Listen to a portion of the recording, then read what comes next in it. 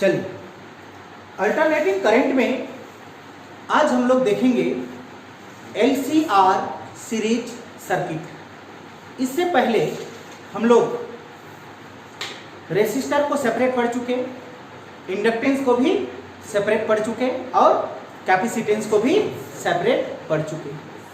आज इस तीनों को हम लोग क्या करने वाले हैं, एक साथ सीरीज में क्या करने वाले हैं, जोड़ने वाले हैं और देखेंगे कि जब हम इस तीनों को सीरीज में जोड़ेंगे तो यहां से हमको क्या वैल्यू निकल के बाहर आता है। समझ में आ गया?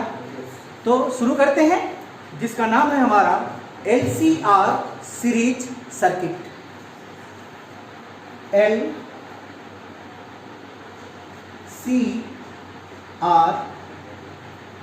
Series circuit.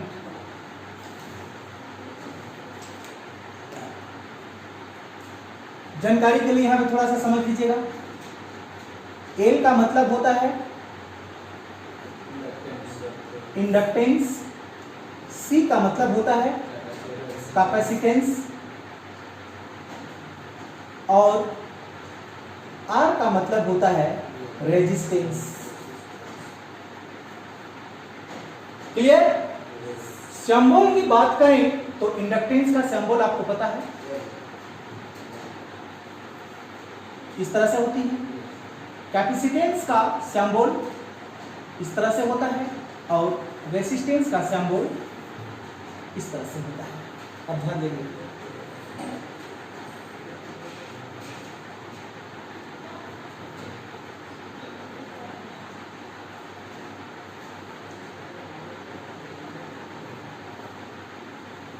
हो गया। जब हम इंडक्टेंस, कैपेसिटेंस और रेसिस्टेंस को क्या कर देंगे, सीरीज में जोड़ दें, सीरीज में क्या कर दें, कनेक्ट कर दें, तो उसको क्या कहा जाएगा, LCR सीरीज सर्किट कहा जाएगा। बात पकड़ में आया? लिखना चाहते हैं तो आप लिख भी सकते हैं, कोई दिक्कत नहीं है। चलिए हम भी लिख देते हैं। Friend, inductance, capacitance and resistance are connected in series combination known as LCR series circuit। बात पकड़ में आया होगा? क्लियर? चलिए ध्यान दीजिएगा, बात पकड़ में आया, समझ में आया? ये आपका क्या था, R, ये क्या था, L, ये क्या है आपका C। Resistance, inductance, capacitance. Clear? बातें मेरा समझिएगा पहले कि इस सर्किट पे करंट का जो डायरेक्शन है तीनों के लिए क्या है, सेम है कि नहीं? ये अगर रेसिस्टेंस है तो रेसिस्टेंस भी में भी आपका करंट इसी डायरेक्शन पे फ्लो हो रहा है। इंडक्टेंस है, इसके लिए भी इसी डायरेक्शन पे फ्लो हो रहा है और कैपेसिटेंस के लिए भी करंट इसी डायरेक्शन पे फ्लो हो रहा है, क्योंकि ये हमारा किस में है, सीरीज में है। बात पकड़ में आया?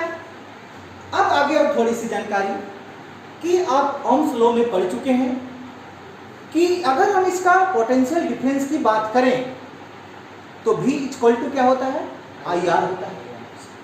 समझ में आया? क्या होता है, V इक्वल टू IR होता है। तो इसका रेसिस्टेंस का पोटेंशियल क्या होगा आपका, V इक्वल टू IR होगा। बात पकड़ में आ रही है? ये आपका इंडक्टेंस जिसको रिप्रेजेंट किससे किए हैं, L से, तो इसका पोटेंशियल को हम VL लिख सकते हैं।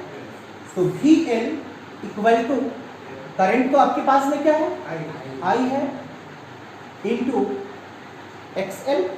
एक्सएल क्या था, इंडक्टेंस रिएक्टेंस।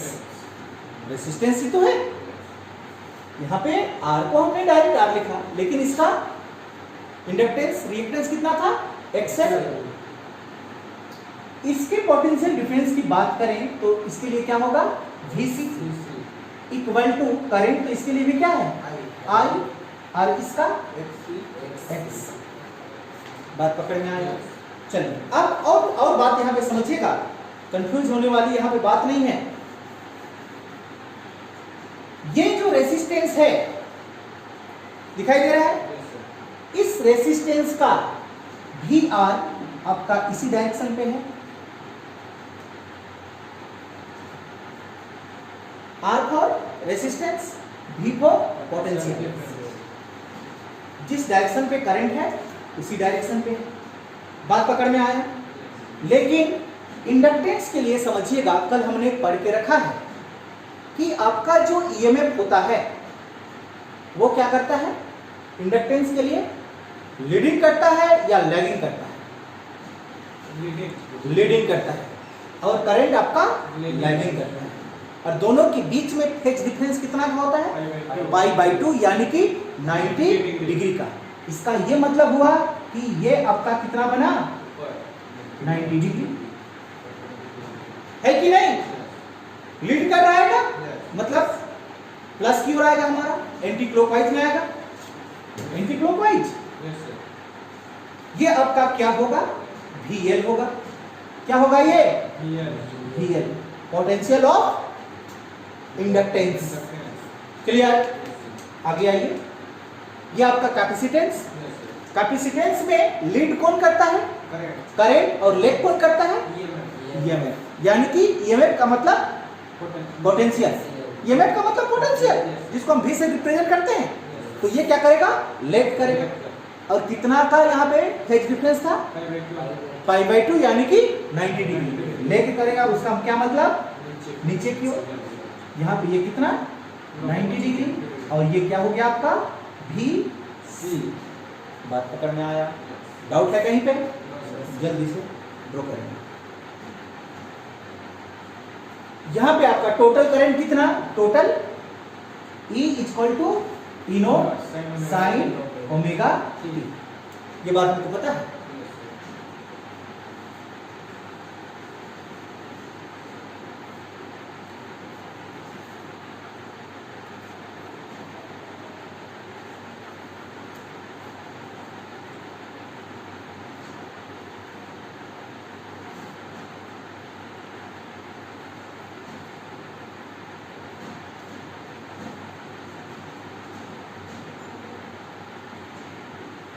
हो गया, जल्दी कीजिएगा।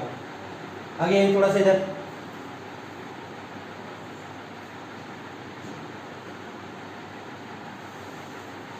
वोल्टेज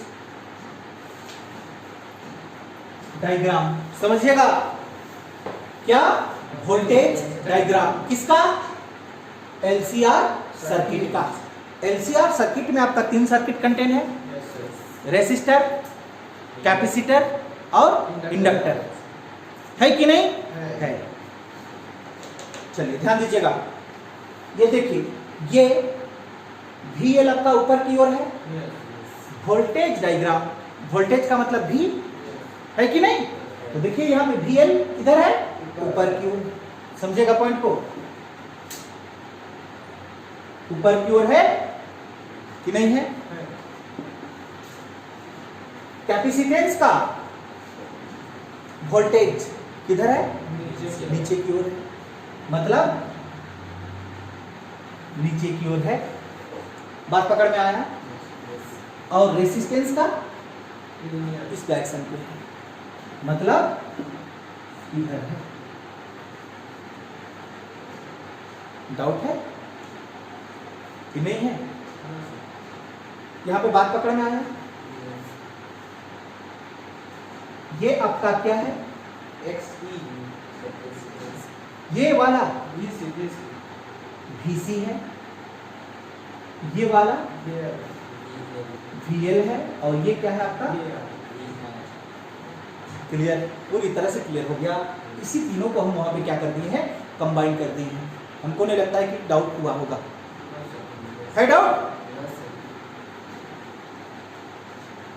टोटल करंट आपका टोटल ईएमएफ कितना निकल रहा है, E equal to E naught sine omega t. और यही जो ईएमएफ है इस तीनों सर्किट पे क्या हो रहा है, डिवाइड हो रहा है। कि सबके लिए अलग अलग थोड़े है, सबके लिए तो एक ही करंट है कि नहीं है? और यही जाके यहाँ पे क्या हो रहा है, आपका डिवाइड हो रहा है। समझ पा रहा है बात को? तो सपोज यहाँ पे ये पॉइंट दिखाई देता है, ये आपका क्या है, E equal to E naught sine omega t. बात पकड़ में आया?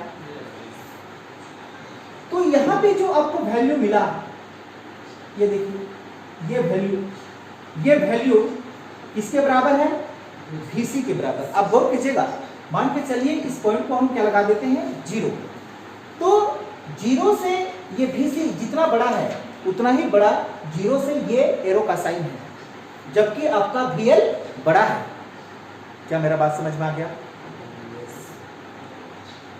कनेक्ट कर पाए यहाँ पे? क्योंकि हम जानते हैं कि ये हमारा क्या है, VL है, इंडक्टर है। इंडक्टर में क्या होता है, इसका जो लीडिंग होता है वो ज्यादा होता है, और कैपेसिटेंस में जो लैगिंग होता है वो थोड़ा कम होता है इसके अपेक्षा, माइनस होता है। बात पकड़ में आया? तो ये पॉइंट और ये पॉइंट अब क्या हो गया, आपका इक्वल हो गया। तो यहां से इसका वैल्यू कितना बताइए, π/2 थोड़े होगा। VL में तुम VC को घटा देगा उतना, क्या समझ पाए? VL minus VC, VL minus VC। क्यों ऐसा किए, बात पकड़ में आया? क्योंकि यहां से इसका दूरी और यहां से इसका दूरी सेम है, जबकि यहां से इसका टोटल दूरी VL है। कहानी बना? डाउट है कहीं? नहीं। यहां पे ये देखिए, ये आपको दिखाई देता है, ये क्या है आपका 5 है कि नहीं? ये 5 है। तो आपको ये समझ में आना चाहिए कि यहां से ये आपका कितना डिग्री का, ये देखिए दिखाई देता है।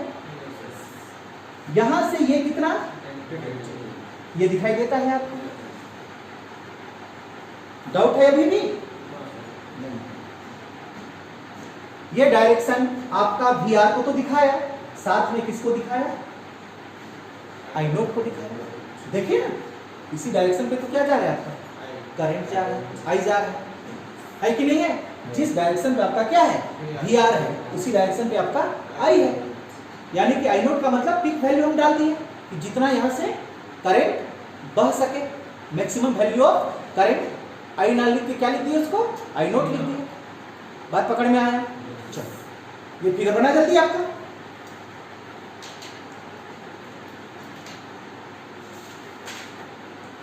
यहां पे ये फाई आपका क्या है,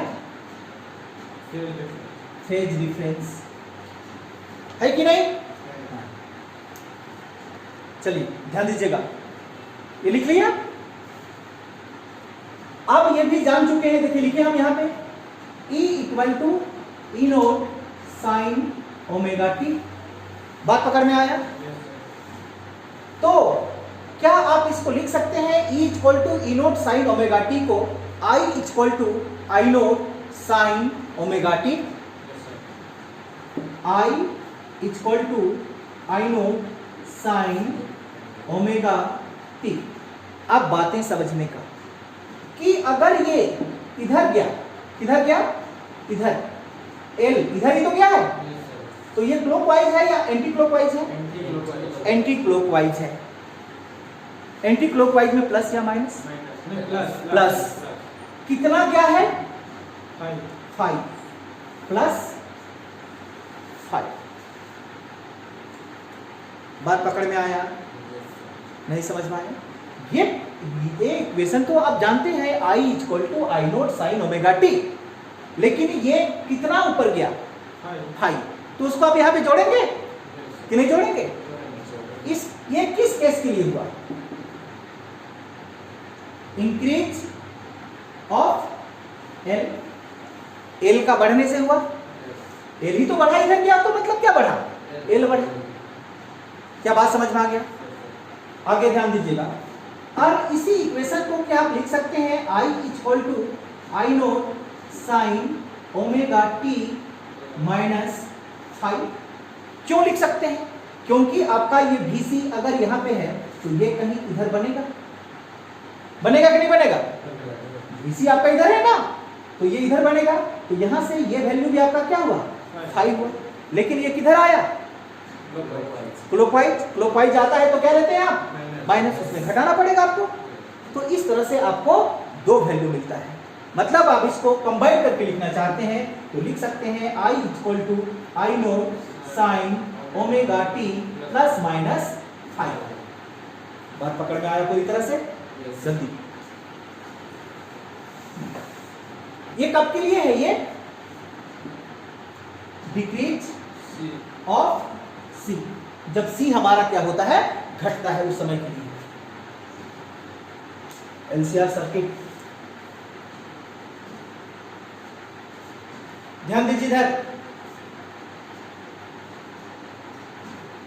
इंडक्टिव सर्किट, हम किसको देख रहे हैं? Inductive circuit. इंडक्टिव सर्किट में आपका जो फाई है, ये इंडक्टिव सर्किट है।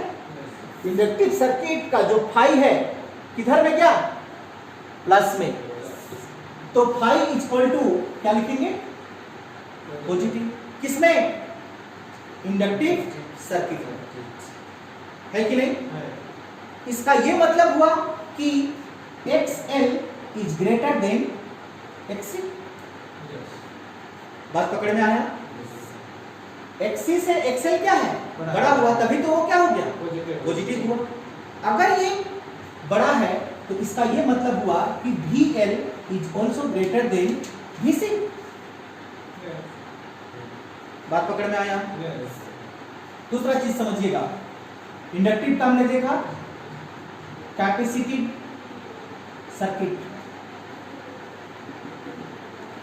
बोलिए, फाई आपका किस में गया था? नेगेटिव में गया था। अगर फाई नेगेटिव में गया था तो इसका क्या मतलब आप समझ रहे हैं? XC अगर वो नेगेटिव में गया तो इस केस में नेगेटिव में क्यों गया? क्योंकि उसका गुण ही है नेगेटिव में जाना। तो इस केस में क्या होगा? XC is greater than XL। सही लिखें। ये इंडक्टिव सर्किट के लिए था, ये आपका कैपेसिटिव सर्किट के लिए। हाँ, उसका अपोजिट है। तो ये माइनस में गया तो ये बड़ा है इससे, तब नहीं ये गया। बात पकड़ में आ रहा है? तो यहाँ पे आप इसको लिख सकते हैं VC is also greater than VL। Clear? अब ये भी सीख चुके हैं, यहाँ पे ध्यान दीजिएगा। ये देखिए, VL इक्वल टू क्या सीखे हैं? I XL और VC equal to I XC। ठीक है, इधर थोड़ा ये इसको अगर आप नीचे को लाना चाहते हैं तो इस तरह से ला सकते हैं, है कि नहीं? ये भाग को देखिएगा, ये वाला, ये दिखाई दिया? ये वाला, ये दिखाई दिया? ये वाला दिखाई दिया? जहां पे आपका क्या है? E equal to E naught sine omega t. ये लाइन दिखाई दिया आपको, डॉटेड लाइन? इसको इस तरह से बना दो। तो यहाँ पे आपका क्या बना हुआ है? फाई बना हुआ है कि नहीं है? ये आपका क्या था? R। देखो, रेसिस्टेंस ही तो है, वो नहीं है? ये वाला जो दिखाई देता है, ये और ये दोनों क्या है? सेम है। तो इसका क्या वैल्यू है आपका? VL minus VC। तो क्या आप इसको लिख सकते हैं? XL minus XC। समझ पा रहे हैं बात को? डाउट है? अब यहां पे दो वैल्यू आपको मिला, इसका वैल्यू आपका R है और इसका वैल्यू XL माइनस XC है। पाइथागोरस थ्योरम लगाएंगे तो हमको इसका वैल्यू मिल जाएगा। मिलेगा कि नहीं मिलेगा? लगाइए पाइथागोरस थ्योरम और बताइए हमको, बोलिए क्या वैल्यू मिलने वाला है इसका? पाइथागोरस थ्योरम लगाएंगे तो R square plus XL minus XC का होल स्क्वायर मिलेगा। ये क्या शो किया पता है कि जब हमने देखा था वहां पे अलग अलग सर्किट जब पढ़ा था तो सबका अलग अलग प्रकार का वहां पे आपका रिएक्टेंस निकल के आया था, रेसिस्टेंस निकल के आया था। रेसिस्टेंस का तो रेसिस्टेंस ही था, आपका इंडक्टेंस का क्या था? इंडक्टिव रिएक्टेंस था। कैपेसिटेंस का क्या था? कैपेसिटिव रिएक्टेंस था। सबका काम क्या था? करंट को अपोज करना, रोकना। जब हम तीनों सर्किट को लगा दिए एक जगह पे तो वो कितना करंट, मतलब कितना करंट को अपोज करेगा, तो यहां पे उसी का वैल्यू निकला R square plus XL minus XC का होल स्क्वायर। जब हमने वहां पे एक एक का नाम पकड़ा था तो तीनों का अलग अलग नाम था। एक का रेसिस्टेंस था, एक का इंडक्टिव रिएक्टेंस था, एक का कैपेसिटिव रिएक्टेंस था, अलग अलग नाम था। अब इस तीनों नाम को अगर हम एक जगह पे मिला दें, तीनों एक जगह है कि नहीं है, तो इसका एक नया नाम बन जाता है जिसको हम इंपीडेंस कहते हैं। क्या कहते हैं? इंपीडेंस कहते हैं। और इस इंपीडेंस को Z से रिप्रेजेंट किया जाता है। क्या बात समझ में आया? इस तीनों का जो रेसिस्टेंस है उसको एक वर्ड में क्या कहा जाता है? इंपीडेंस कहा जाता है। और उस इंपीडेंस को रिप्रेजेंट किससे करते हैं? Z से करते हैं। तो Z आपका किसके बराबर? Under root R square plus XL minus XC का स्क्वायर के बराबर। डाउट है? नहीं है डाउट? चलिए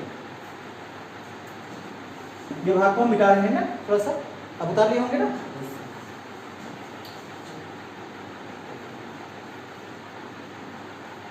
ध्यान दीजिएगा, ये अलग पार्ट है। और आप ये भी जान चुके हैं XL इक्वल टू क्या होता है? ओमेगा L होता है, नहीं होता है? XC इक्वल टू क्या होता है? 1 बाई ओमेगा C होता है। कल हम ये सारी बातें कर चुके हैं। तब इस केस में आपका क्या होने वाला है? Z equal to under root R square plus XL की जगह में क्या लिखेंगे? Omega L minus 1 by omega C का स्क्वायर। ये आपका इंपीडेंस कहलाएगा। क्लियर? चलिए ये सब क्या है? तीनों, यहां का तीनों omega L 1 by omega C और R क्या है? ये तीनों इंपीडेंस। और इंपीडेंस का मतलब क्या है? इंपीडेंस का मतलब होता है रेसिस्टेंस, करंट को रोकना। लेकिन यहां पे करंट को तीनों मिलकर रोक रहा है। कौन कौन? रेसिस्टर, कैपेसिटर और इंडक्टर, तीनों मिलकर यहां पे करंट को क्या कर रहा है? रोक रहा है। ये क्या है आपका? Opposition of current. Opposition of current, तीनों मिलके करंट को क्या कर रहा है? अपोज कर रहा है। क्लियर? यहां पे थोड़ा सा हम लिख भी देते हैं, ध्यान दीजिएगा। इंपीडेंस इज द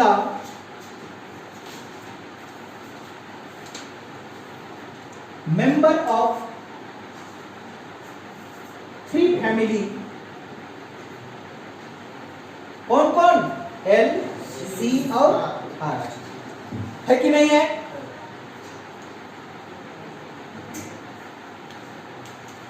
अगर हम ओम्स लॉ में जाएं, किस में जाएं?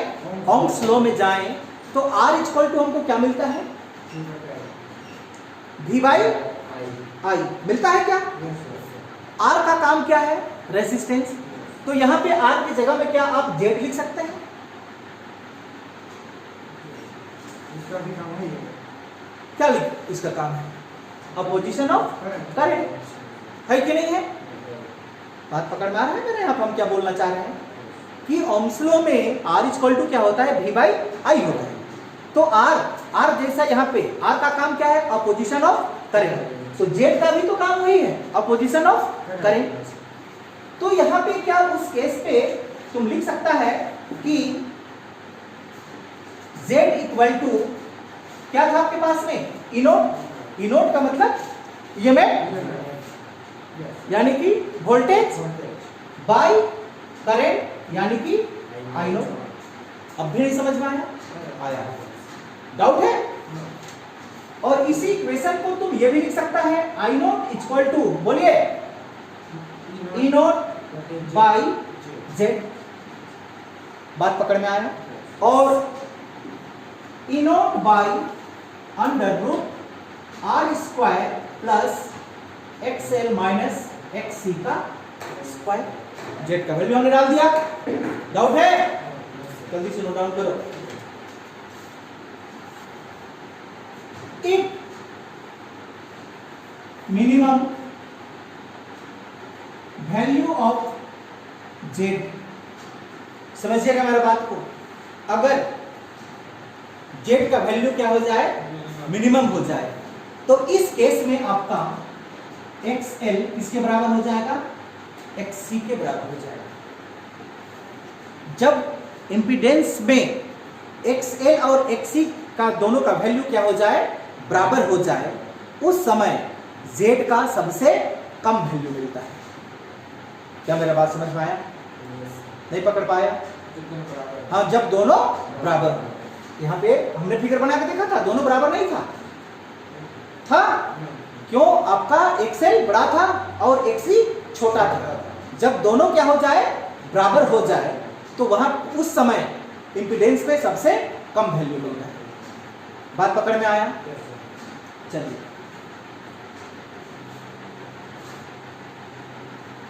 आपको फिर यहां पे बताना हम चाहेंगे कि आप सीख चुके हैं कि एक्सएल के बदले में क्या जानते हैं आप? Omega L equal to XC के बदले में क्या जानते हैं?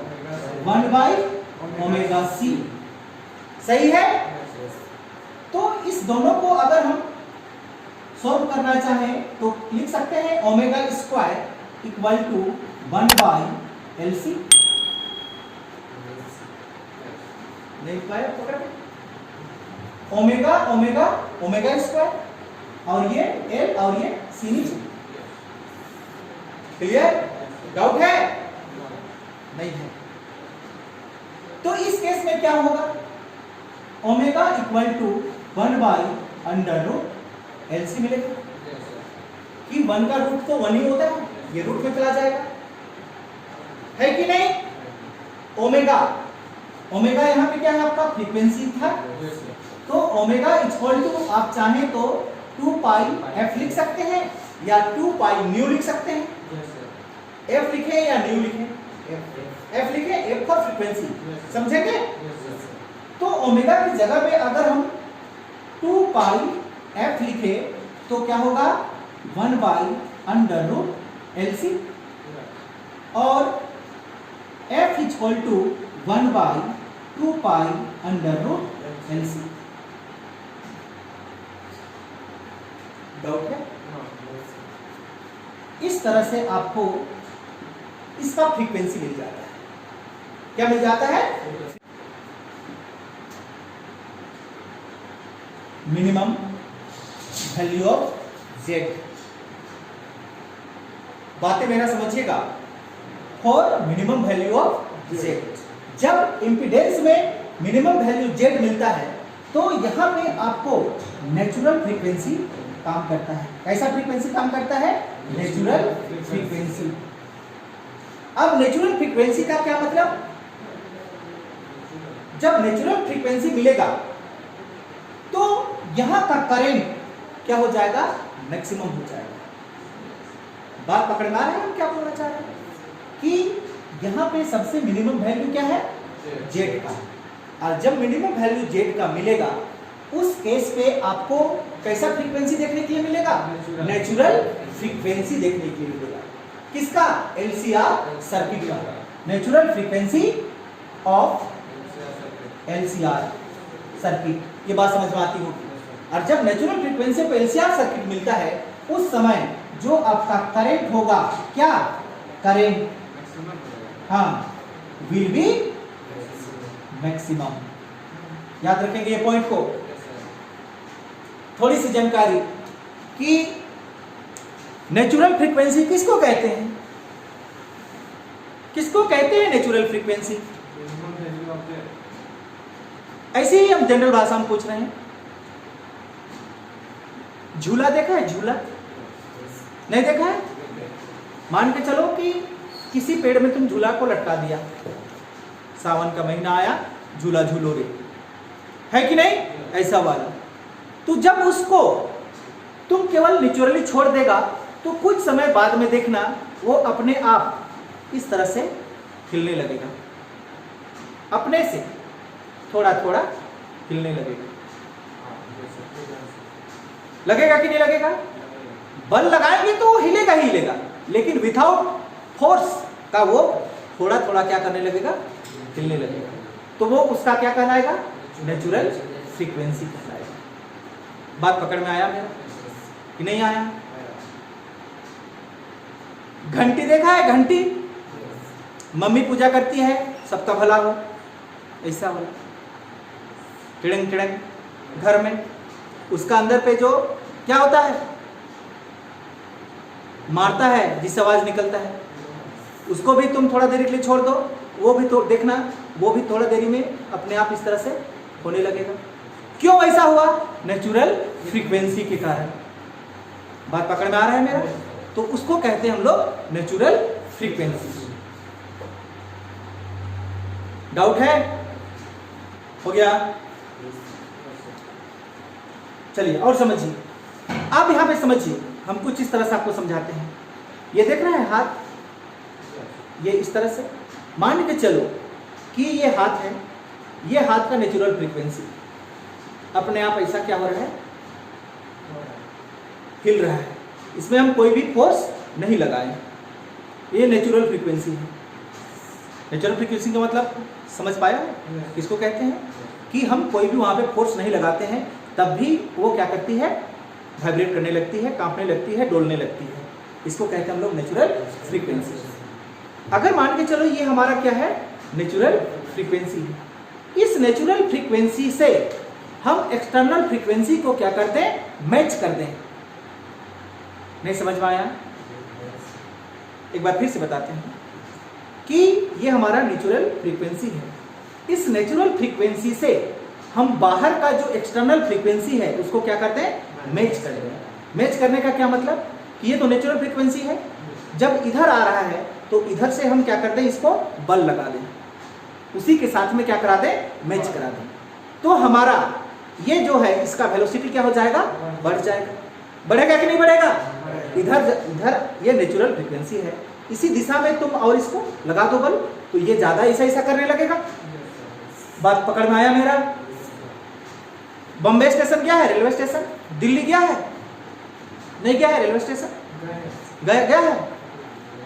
जब ट्रेन में आदमी चढ़ते हैं, एक कोई भारी भरकम मंदिर गया है? मंदिर पूजा करने के लिए, जहां पे बहुत भीड़ हो, वहां पे तुम खड़ा है ना, तो तुमको दूसरा आदमी धकेल के अंदर घुसा देता है, तुमको चलने का जरूरत भी नहीं पड़ता। तो तुम्हारा वहां पे नेचुरल फ्रीक्वेंसी क्या था?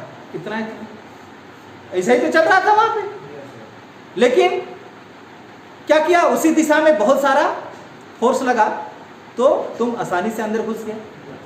ट्रेन में भी तो इसलिए होता है कि तुम अगर वहां पे जाके खड़ा रहो और वहां पे आदमी लोग चढ़ना शुरू करे बहुत ज्यादा भीड़ से, तो तुम खड़ा भी है ना तो भी तुमको अंदर पे ले जाके घुसेड़ देगा।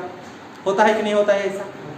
तो समझ पाया यहाँ पे कि नेचुरल फ्रीक्वेंसी जिस दिशा पे लग रहा है उसी से अगर हम एक्सटर्नल फ्रीक्वेंसी को क्या करते हैं? मैच करा दें, तो उसका वेलोसिटी क्या हो जाएगा? बढ़ जाएगा। बढ़ेगा कि नहीं बढ़ेगा? बात पकड़ में आ रहा है आप क्या बोलना चाह रहे हैं यहाँ पे? यस यस तब इस केस पे जो नेचुरल फ्रीक्वेंसी होगा वो मैक्सिमम हो जाएगा। नेचुरल फ्रीक्वेंसी आपका क्या हो जाएगा? मैक्सिमम हो जाएगा। जैसे मान के चलो कि झूला झूल रहा है, तुम अकेले में बैठ के ऐसा ऐसा हिल रहा है, जब ऐसा गया तो वही दिशा में कोई तुमको जोर से पकड़ के धकेल दे तो तुम्हारा वेलोसिटी क्या हो जाएगा? इंक्रीज हो जाएगा। जब पीछे को लौट रहा है तो उधर से भी और इधर धकेल दे तो तुम्हारा वेलोसिटी क्या हो जाएगा? बढ़ जाएगा। तो तुम्हारा फ्रीक्वेंसी वहां पे कैसा हो जाएगा? मैक्सिमम हो जाएगा। होगा कि नहीं होगा? पकड़ पा रहा है बात को? चलिए इधर देखिए, तो उस मैक्सिमम फ्रीक्वेंसी को हम यहाँ पे रिप्रेजेंट कर देते हैं किससे? ओमेगा नॉट से। तो ओमेगा नॉट किसके बराबर हो गया? 1/LC के बराबर हो गया। ये देखिए ओमेगा इक्वल टू 1/√LC। तो ओमेगा को हम क्या कर दिए? ओमेगा नॉट कर दिए। क्या बात पकड़ में आया मेरा? तो ओमेगा नॉट इक्वल टू भी क्या हो जाएगा? 1/LC हो जाएगा। ये आपका क्या था? Normal frequency. हाँ, और वो मान के चलो कि मैक्सिमम फ्रीक्वेंसी या कुछ भी फ्रीक्वेंसी। बात पकड़ में आ रहा है यहाँ पे हम क्या बोलना चाह रहे हैं? अगर ये थोड़ी सा बात समझे कि जो हम मैक्सिमम फ्रीक्वेंसी मान के चले हैं वो अगर कुछ इस तरह से हो कि जो आपका जो नेचुरली फ्रीक्वेंसी है वो बड़ा हो जाए और आपका ये W मतलब ओमेगा नॉट क्या हो जाए? छोटा हो जाए। तो इस केस में आपको कौन सी घटनाएं देखने के लिए मिलेगी? क्या घटनाएं देखने के लिए मिलेगी? यहाँ पे आपका Z घटेगा कि बढ़ेगा? इस केस में घटेगा। W क्या है? फ्रीक्वेंसी है। अगर ये बढ़ गया तो इस केस में Z आपका घटेगा कि बढ़ेगा? ये बड़ा है, घट जाएगा। ये W is greater than W मतलब omega is greater than omega naught. Omega ये देखिए, ये आपका ओमेगा ये बड़ा है, तो आपका Z बढ़ेगा कि घटेगा? बढ़ेगा, है कि नहीं? हाँ, इसमें डालेंगे तो हमारा वैल्यू निकलेगा कि नहीं निकलेगा? तो इस केस में आपका Z क्या हो जाएगा? Z will be increase. Z will be increase. बात पकड़ में आया? एक और थोड़ा सा बात समझना, omega is smaller than omega naught, तब इस केस में क्या होगा? घटेगा। इस केस पे भी आपका Z क्या होगा? बढ़ेगा, विल बी इंक्रीज। ये ओमेगा और ये भी क्या है आपका? Omega. Omega equal to 1/√LC, omega naught equal to also 1/√LC। दोनों ही केस में आपका जो Z है वो क्या होगा? बढ़ेगा। याद रखना, अब जब Z बढ़ेगा, क्या बढ़ेगा? Z बढ़ेगा। Z क्या है यहाँ पे? अपोजिशन ऑफ करेंट, करंट को रोकने वाला, है कि नहीं है? अगर आपका Z क्या हुआ? इंक्रीज हुआ, तो I आपका क्या हो जाएगा? डिक्रीज हो जाएगा। ये बात समझ में आता है? Z क्या था यहाँ पे? Opposition of current. तो Z के बढ़ने से वो करंट पूरा को क्या कर देगा? रोक देगा। तो I आपका क्या हो जाएगा? घट जाएगा। समझ में आ गया? तो maximum value of Z, maximum value of Z is क्या है आपका? R। नहीं है? क्योंकि आपका XL और XC तो क्या था? बराबर था। तो मैक्सिमम वैल्यू किसके पास था? R के पास। बात पकड़ में आया? जल्दी लिखिए।